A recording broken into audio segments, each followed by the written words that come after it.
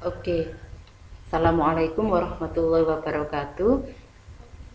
Hari ini kita akan belajar yang namanya recount text.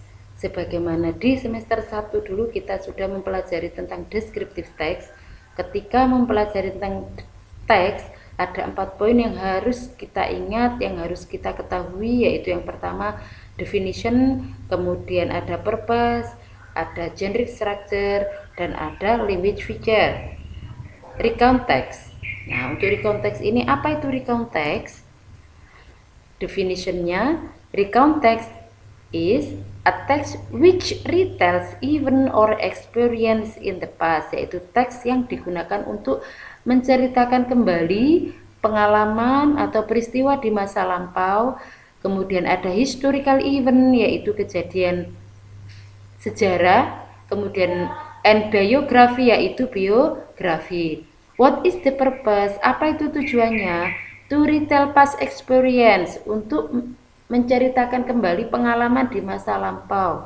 To entertain, untuk menghibur, or to inform the readers, untuk memberitahukan kepada pembaca. Adapun generic structure-nya ada 3, yaitu orientation, sequence of events, ada reorientation. Untuk reorientation ini choice itu artinya pilihan. Pilihan itu artinya boleh ada, boleh tidak. Yang pertama, orientation. Orientation itu isinya apa? Ada characters, yaitu pelaku, ada time and place. Biasanya ada di paragraf pertama. Kemudian ada sequence of event, yaitu series or chronology of event, yaitu urutan cerita. Dan yang terakhir ada reorientation. Apa itu reorientation? A personal comment, yaitu pendapat dari penulis biasanya about the event or what happened in the end, tentang apa yang terjadi gitu ya. Kemudian ada language feature, ciri-ciri kebahasaan. Yang pertama, karena recount text ini menceritakan kembali, otomatis language feature-nya yang pertama itu menggunakan tenses yang berbau lampau, yaitu berbau past, seperti simple past tense, past continuous tense, past perfect tense, and past perfect continuous tense. Kemudian using temporal sequence, menggunakan urutan waktu seperti waktu yang pada waktu itu ya, temporal itu pada waktu terjadi. Misalkan last week, on Saturday, on Monday, on Sunday, dan seterusnya. Kemudian fokus on specific participant, yaitu fokus pada pelakunya. Misalkan kalau menceritakan tentang pengalaman pribadi, biasanya penulis menggunakan I.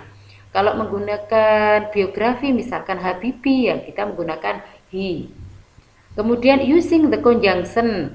Conjunctionnya yang dipakai apa? Biasanya ada then, before, after, first, second, urutannya ya. Kemudian using action verb, yaitu kata-kata kerja yang digunakan untuk aktivitas.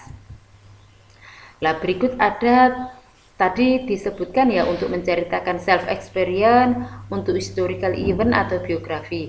Di sini saya berikan 3 contoh ya, self experience, nanti ada historical recount, kemudian ada biographical recount. Oke, yang pertama dulu yaitu tentang self experience. Untuk self experience ini yaitu pengalaman seseorang. Di sini saya menggunakan last week my friends and I went to Jogja. We visited many places, menggunakan orientation. Itu adalah orientation, ada last week waktunya, ada my friend yaitu karakternya, and many places menggunakan tempatnya. Kemudian event yaitu urutannya, ada first, ada second, nanti diceritakan itu perjalanannya, mulai dari we visited Parangtritis Beach dan selanjutnya. Kemudian second, we visited Gembira Lokazo dan selanjutnya, and then we felt hungry, kemudian kita lapar, and we went to restaurant. Kemudian reorientation ini boleh ada boleh tidak, yaitu apa? Tadi personal comment, yaitu komentar dari penulisnya apa?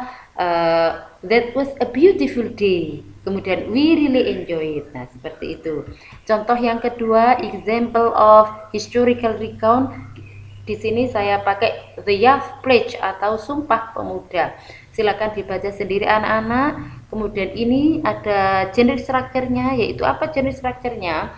Untuk orientation-nya, the Yacht Pledge on 28 October 1928 was a declaration. Lah itu. Kemudian series of event-nya apa? The first Yacht Congress was held pada tahun itu. Kemudian the second Congress. Kemudian the was used for posting the Indonesia Army Spirit. Reorientasinya apa? Yaitu pendapatnya, the Yacht Pledge and the Yacht Congress are one of most important moments for Indonesia. Itu untuk historicalnya. Kemudian selanjutnya yaitu example of biographical recount. Di sini saya pakai Bung Hatta. Bung Hatta, Bung Hatta ini kita menggunakan proklamator ya, orientasinya proklamator. Silakan dibaca sendiri dan selanjutnya kita tutup ya, nanti ini ditulis kemudian di